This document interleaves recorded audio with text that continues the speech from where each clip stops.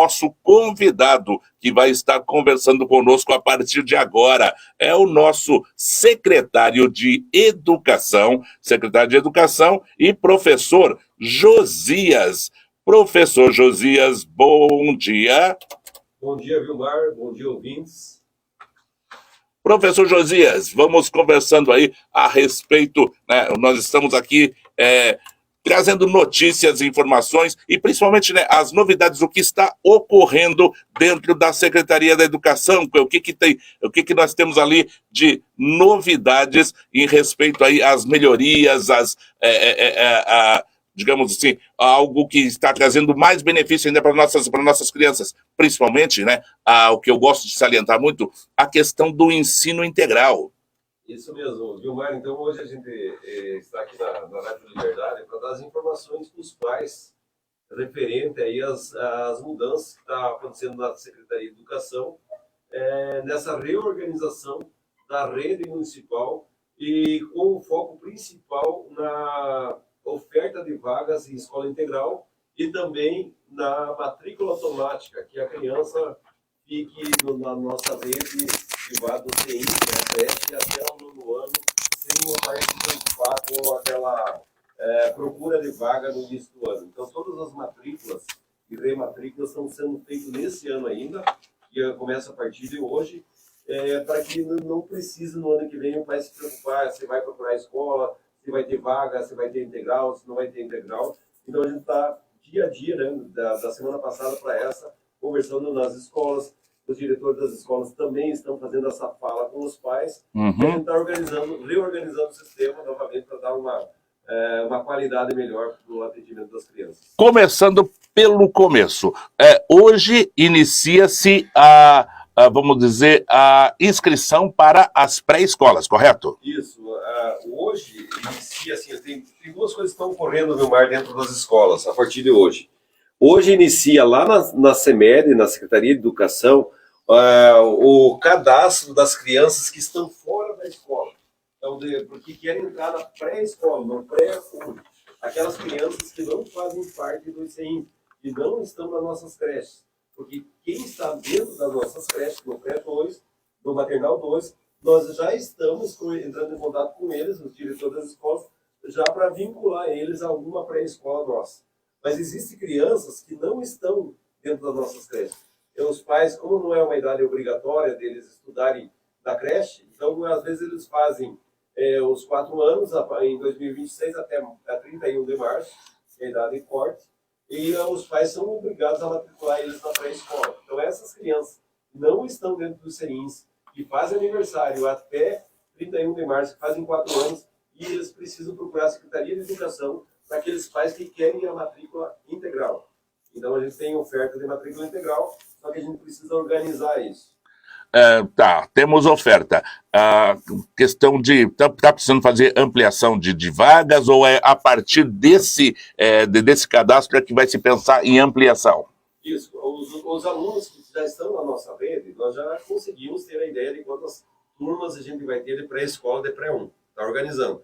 Mas aqueles alunos que não estão matriculados com nós, que nós precisamos que eles vão até a CEMED, a partir do dia de hoje até o dia 3, para fazer esse cadastro das crianças que querem a matrícula integral. Para aqueles alunos daí, a matrícula mesmo é um cadastro, um pré-cadastro. A matrícula mesmo acontece a partir do dia 14. Deixa eu ver, só conferir um pouquinho aqui. Não, de 20 a 24, daí a matrícula mesmo, esse ano, daquelas turmas dos alunos que estão fora das escolas. Que estão fora. Perfeitamente. E em cima disso é organizado tudo, questão de transporte escolar. Como é que está funcionando hoje a questão do transporte escolar aqui na rede municipal? Muita demanda, bastante gente precisa do transporte. Por isso dessa reorganização que nós estamos fazendo, Vilmar, é o seguinte, que o pai, hoje, a gente está dando preferência sempre para que ele estude, a criança estude mais próximo de casa, que é o chamado zoneamento. E tem algumas crianças que estão fora do zoneamento. Então, quando a gente está fazendo essas conversas, a gente está tentando já relocar a criança próxima de casa, porque pode ter acontecido nesses anos que se passaram, assim, o pai ter matriculado, não ter vaga em alguma escola, ele matriculou numa escola um pouquinho mais longe. Sim. E ficou com acesso ao transporte, por exemplo. Mas nesse tempo ele não se preocupou que surgiu uma vaga perto da casa dele Uhum. e o aluno ainda estava longe. Então a gente está puxando essa criança o mais próximo de casa e reorganizando, sempre nas mudanças de etapas. Por isso que nesse processo agora, que é os alunos que estão fora, a gente vai organizar, e aqueles que estão dentro da rede, que já fazem parte, por exemplo, do Maternal 2, que vão para o Pré-1, que já é da nossa rede, nessa semana já inicia essas matrículas. Os diretores já estão entrando em contato com essas pessoas, já são da nossa rede, para organizar. Maternal 2 para o Pré-1, do Pré-2 para o primeiro ano e do quinto ano para o sexto ano. A gente está organizando o mais próximo de casa. E se tiver alguma criança que está estudando em uma outra série lá, por exemplo, está no quarto ano, que vai para o quinto, e nós não estamos entrando em contato, e o pai quiser relocar, ele vai precisar vir na CEMED e conversar com nós. A partir da outra semana, a gente começa a deixar próximo das casas as crianças. Perfeitamente. Então, o papai e a mamãe tem que ir até o CEMED para verificar isso aí, se ele está... Só no caso de trocar a escola. Mudança de escola, mudança... de escola. E não pais tem que cuidar assim, ó. A mudança de etapa do Maternal 2 para o Pré-1, por exemplo, não precisa ir até o CEMED. Certo. Os diretores estão fazendo. Do Pré-2 para o primeiro ano, os diretores estão fazendo. Do quinto para o sexto ano, os diretores estão fazendo. É só aquela criança que tiver em alguma outra série, né? Vai ter um período ali que está no edital. Por isso que eu peço para os pais entrar no site da prefeitura e entrar e ver todas as datas que estão lá. E qualquer dúvida, ligar para a CEMED para a gente tirar. Não precisar se deslocar até uma escola, se deslocar até a CEMED. Na dúvida, liga primeiro. Daí a gente já informa. Perfeitamente. E tudo isso aí já tem todo um cronograma de trabalho que tanto você, professor Josias, como as diretoras estão fazendo reuniões com os pais, conversando, tá tudo se alinhando dessa forma dentro da comunidade escolar. Isso mesmo, nós estamos passando nas escolas, os técnicos da CEMED, eu também estou indo em algumas, ou a maior parte delas. Dá um exemplo, a semana passada estivemos na Rodolfo Berti. Certo. A Rodolfo Berti é uma escola que ela vai funcionar no sistema misto. Então ela vai ter do primeiro ao nono ano parcial e também do primeiro ao quarto ano integral. Opa! Então elas vão ter, o pai vai ter a opção assim do primeiro até o quarto ano de escolher se ele quer integral ou ele quer parcial. Daí nós também passamos na Lúcia Tchek. Na Lúcia Tchek ela vai ter do primeiro ao quinto ano totalmente integral. Só que daí as vagas parciais serão oferecidas na Nelise Malon. Mas dentro da escola, a diretora já está conversando com os pais, fazendo toda essa interligação entre eles. Henrique Schwartz também vai ter do Pré-1, Pré-2, primeiro e segundo ano integral, e as outras parciais. Na Antônio Tremel, do primeiro ao quinto ano, sistema misto também. Primeiro ao quinto integral e também primeiro ao quinto parcial. Então vai ter uma turma de cada. Da escola Ingberto Grosso, que a gente está adquirindo do estado, lá no bairro Lençol. Do sexto ao nono ano vai ter integral e do sexto ao nono ano vai ter parcial também. Então vai ter uma de cada também naquela região. Naquela Carlos Dete vai ser integral pré-escola. E deixa eu ver mais. A escola da Almir, nós não fomos ainda conversar com eles lá, mas já tem 2 primeiros anos integral e já tem formado um segundo ano integral também, e as outras parciais. Do sexto ao nono ano na escola da Almir. Falta nós conversar com a comunidade. Também nós queremos fazer um sexto, um sétimo, um oitavo e um nono integral, se for de aceito da comunidade. Estamos passando lá na Maria Voltrudes, que vai ser uma reunião hoje à noite. Na Escola Sofia, nós também já conversamos com a comunidade, só falta eles definirem se o primeiro e o segundo ano vai ser integral ou não. A pré-escola, Pré-1 e Pré-2 já vão ser integral. A maioria das nossas pré-escolas vão ser, a maioria são vagas integrais. Então a gente está reorganizando toda a rede para criar um fluxo dentro da rede, desde os pequenininhos até o nono ano, gradativamente, para eles ir avançando em uma parte que seja integral, que supere 50% das vagas, o mais próximo possível. Que é o objetivo. O objetivo nosso aí. Perfeito. E isso tudo, professor Josias, essa mudança, do ensino comum, como nós conhecemos, para o ensino integral, ele não vai gerar falta de cadeiras, falta de vagas, falta de local? Assim, o que nós estamos notando, e essa não é uma questão do Brasil, então a questão brasileira, a IBGE é isso, e todas as formações que a gente tem, é que o Brasil está reduzindo, nesses 10 anos que se seguem agora, em 30% o número de nascimentos no Brasil. Uhum. Então, a população brasileira está tendo encolhendo por casal. Então, o que a gente tem de dado? Que o casal, ou ele tem 1 ou 2 filhos, o máximo, ou não tem filhos, e quando tem filho, tem o mais tarde possível. Então, isso está levando no Brasil inteiro uma diminuição do início do processo. Isso começou a acontecer depois da pandemia, e São Bento não é diferente. Só que Santa Catarina é o estado que tem a taxa de natalidade a menor do país. Uhum. E São Bento está entre a menor do estado. Uhum. Então, isso quer dizer que se é o 30% a nível do Brasil, aqui em São Bento do Sul a gente vai ter uma taxa menor de nascimentos ao longo dos anos. Uhum. Então, a gente já está notando que está tendo menos criança entrando lá no início na creche. Isso está acontecendo e isso vai subindo uma escadinha até chegar ao 9º ano para nós. Isso está desafogando o gargalo. Está desafogando. Então, começam a sobrar salas, né? A gente já começa a ver que está começando a sobrar salas.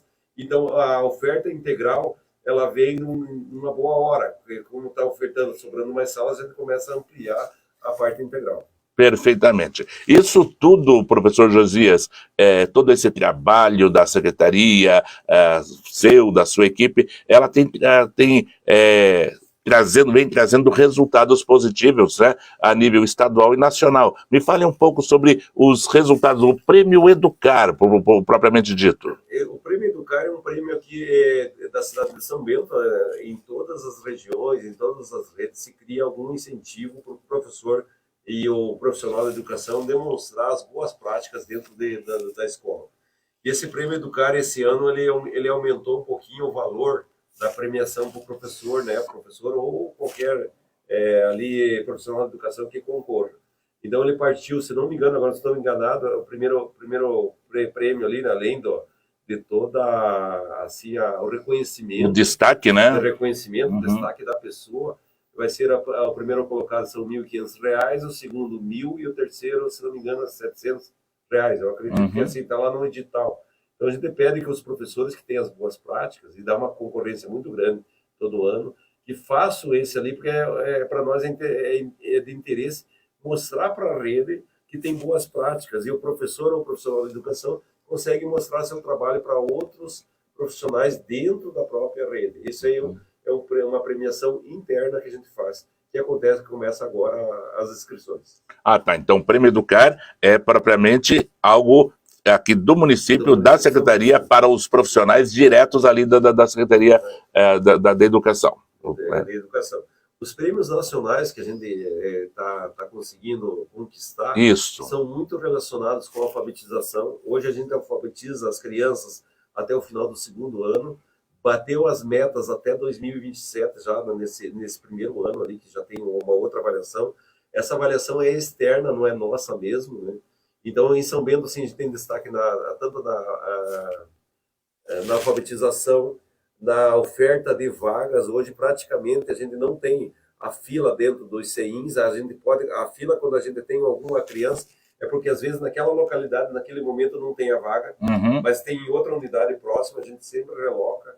Então, a gente tem mais vaga para ofertar do que crianças para entrar. Só que, às vezes, em algumas localidades, se concentra muito, né? Então, a gente tem que cuidar um pouquinho para não ampliar muito a escola, porque essa tendência é reduzir as crianças e não ficar com muita sala ociosa com o passar dos anos. E a gente tem destaque também na organização da escola integral.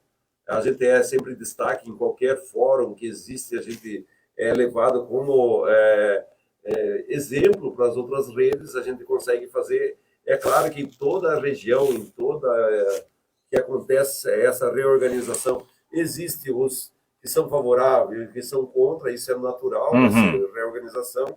O que a gente tem como pesquisa interna, que quando a gente vai transformar escolas em integral, ou salas em integral, ou misto, é sempre um 70% que é integral e uns 30% que é imparcial. Isso dá um choque de ideias nesse momento, mas a gente sempre tenta atender a todos. Mas a gente sente que a comunidade de São Bento, eles procuram pela escola integral. O primeiro passo que o pai dá, porque geralmente ele precisa trabalhar o dia todo. Exatamente. O segundo passo, que é nossas escolas integral, eles eles conseguem ter um índice melhor de aproveitamento e de aprendizado integral da criança.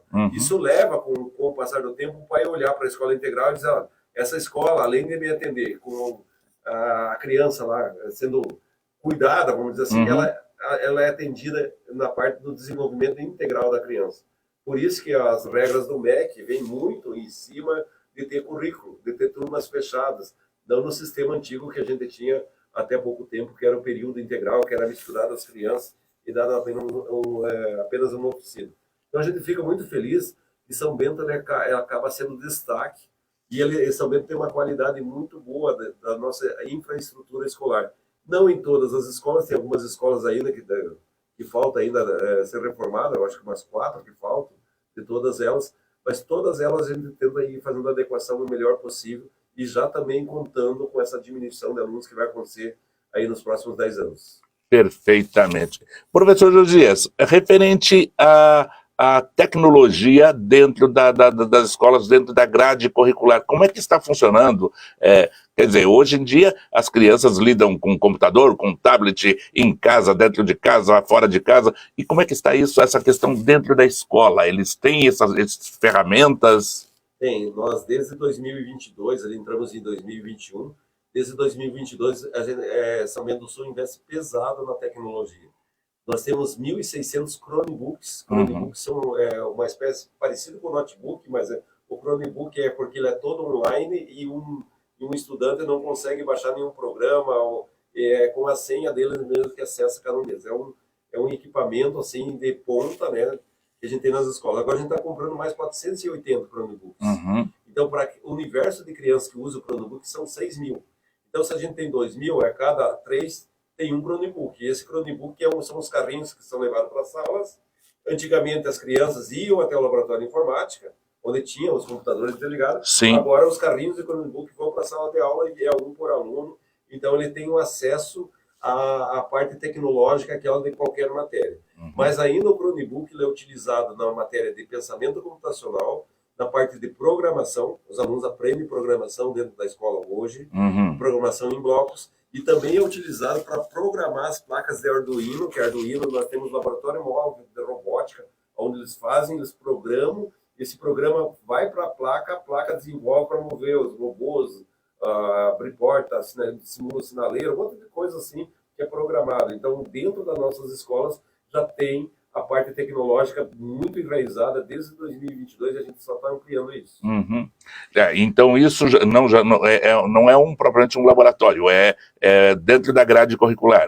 Dentro da grade curricular já. Então é isso que o MEC preza, que não seja uma oficina, seja dentro da grade que façam parte da formação dele até o 9º ano, que é o nosso caso, né? Sim. E depois eles vão para o ensino médio. Não é uma oficina, são todos os alunos que têm aquela grade curricular lá. E é claro que a gente investe também, a gente tem uma TIFC. Uma TIFC é uma plataforma matemática mais famosa do mundo, é israelense, ela é feita até o 6º ano, até esse ano que a gente passou, a gente colocava até o 9º, mas ela é até o 6º ano. Ele desenvolve a matemática através da tecnologia, através do gerenciamento com a inteligência artificial. A inteligência artificial ela fornece para o professor o nível de cada aluno e o que precisa ser passado, e ele também dá as trilhas de aprendizagem. Então, é através de jogos, ele vai jogar o jogo matemático, ele vai desenvolvendo a matemática e a máquina mesmo vai cuidando do desenvolvimento da criança. Ele pode usar na escola e como ele tem essa senha no ativo, ele pode continuar em casa pelo celular ou no computador a continuar aprendendo matemática. Perfeitamente. E com isso tudo, nossos professor exige do professor cada vez mais formação, conhecimento, e os nossos professores têm buscado isso. A Secretaria tem disponibilizado formação para esses professores? Isso mesmo, o investimento esse ano e o próximo ano, se quiser, os próximos anos, será na formação do professor. Como está vindo muita tecnologia nova e muita metodologia da parte pedagógica do professor, precisa ser formado o professor nesse novo tempo que está vindo. Está vindo muita coisa ligada à inteligência artificial e está vindo muitas plataformas que auxiliam o professor nas suas atividades diárias. Então, isso vai levar o professor a sempre estar em formação contínua. Então, a partir do próximo ano, além das formações que a gente tem no início e no meio do ano, a gente vai ter formação em serviço. Formação em serviço é quando, durante o ano, em determinadas datas, talvez uma vez por mês, traz o professor até a Secretaria de Educação, ou até uma universidade, ou até o SESI, para treinamento em serviço, no horário de trabalho, para que ele faça, pegue todo esse conhecimento aos poucos, que não seja tudo numa semana só. Então, a gente já está pensando num formato novo de formação de professores para 2026. Ok. Então, professor Josias, falamos aí sobre as rematrículas, quer reforçar ainda essa questão com os pais? São 12 horas e 31 minutos, temos mais alguns minutos aí para prosear? Eu acho assim, Vilmar, para os pais entrar no site da prefeitura e certo. procurar os dados sobre a rematrícula e também sobre as matrículas novas, se for o caso. Olhar as datas certinho, tentar seguir as datas, e ainda a gente tem lá no início do ano que vem, como a gente está matriculando tudo esse ano, mas a gente sabe que alguns pais às vezes vêm de outra cidade, ou às vezes estão em outra rede, na rede do estado. A gente vai ter lá, a partir do dia 29 de janeiro, novamente uma retomada assim, daqueles pais que não conseguiram fazer matrícula esse ano. Mas o importante para o pai, faça a matrícula esse ano, está garantindo a vaga para o teu filho já. Então você não vai ficar procurando. O ano que vem não vai ter matrícula nas escolas. A matrícula nova será na CEMED, no Central de Vagas nosso. Então, no ano que vem não adianta ir procurar uma escola. Lá na escola eles vão dizer, olha, você tem que ir até a CEMED, e na CEMED eles têm uma leitura da cidade inteira, onde tem vaga, e eles vão colocar a vaga mais próximo da tua casa. Então, de qualquer forma, o pai que não tem acesso não tem facilidade com a internet para entrar no site para verificar ali as informações, se ele for até a escola mais perto, mais próximo, a orientação que ele vai receber é vá até o CEMED. Se for matrícula nova. Se for a matrícula que ele já estuda numa das nossas escolas, que a gente tem 10.700 alunos, esses 10.700 alunos já estão pré-matriculados para o ano que vem. Só precisa que o pai perceba que, se for o caso de mudança de etapa, que escola que ele vai e como que ele vai ficar. Se é na mesma escola, ali dentro da própria escola. A matrícula nova é quem está fora da escola. Sim. Quem está fora da escola, se for numa escola, ele vai dizer, vai até a CEMED, porque lá eles vão fazer a tua matrícula mais próximo da tua residência. Daí a gente acompanha onde o pai mora. A gente tem um sistema chamado DBI ali, a gente localiza todas as crianças, os 10.700 são mapeados por nós. Por isso que a gente sabe ali qual é a escola mais próxima, que o sistema já indica, a primeira mais próxima, a segunda mais próxima, a terceira mais próxima. Se o pai quiser uma vaga fora do zoneamento dele, contanto que ele transporte a criança, não vai ter problema, desde que tenha vaga, mas vai ter um período correto para ele fazer a troca de escola também. Tipo assim, eu trabalho lá no Cruzeiro, então aproveito e levo o meu filho lá na Adélia Lutz, e trabalho e pego ele de volta e entrego de volta. Isso mesmo. Vamos dizer assim, o Vilmar deu um exemplo bem prático. Eu trabalho na Oxford, mas eu quero deixar meu filho na Adélia Lutz. Então, ele tem vaga lá, nós vamos transferir a criança para lá no período certo, que está no edital, e ele vai se responsabilizar pelo transporte. Mas vamos supor lá, Vilmar, que daí você trocou de emprego. Você foi lá para a Associação São Bento, foi lá para a Serral. Muda tudo. Esse que é o problema, que daí o pai vai ter que estar ciente que talvez ele tenha que terminar o ano. Porque tem que ter vaga em Serra Alta depois para o aluno voltar. Porque, vamos dizer, eu escolhi, a minha escola era a Dalmir. Eu escolhi lá a Adélia Lutz. Então o pai se responsabilizou a levar a criança lá até o final do ano. Se tiver vaga, ele mudar de empresa, se tiver vaga, a gente já transfere na hora. Mas se não tiver vaga, ele vai ter que aguardar a vaga, porque foi um interesse dele naquele momento. Senão, a ideia nossa é sempre deixar mais próximo de casa. Deixando mais próximo de casa, tá tudo certo. E deve ser algo que acontece também com pais que se mudam de bairros antes da metade do ano, antes do final do ano. Mas daí, quando ele se muda de bairro, é diferente da questão do emprego. Muda de bairro, a gente vai procurar vaga para ele lá naquele bairro, porque daí ele trocou a residência. Certo. O zoneamento é a lei municipal que diz que a vaga tem que ser mais próxima de casa. A próximo do emprego é uma segunda opção. É uma opção do pai. Do pai. Mas senão a vaga é perto de casa. Então, se ele mudar de emprego, aí ele vai ter que talvez aguardar um pouquinho a vaga. Mas se ele mudar de bairro, que é a residência, daí a gente vai se virar nos 30 para arrumar uma vaga para ele, porque é perto de casa. É verdade. Nós vamos ter que dar o transporte para ele. Barbaridade, é isso aí. Tem tudo.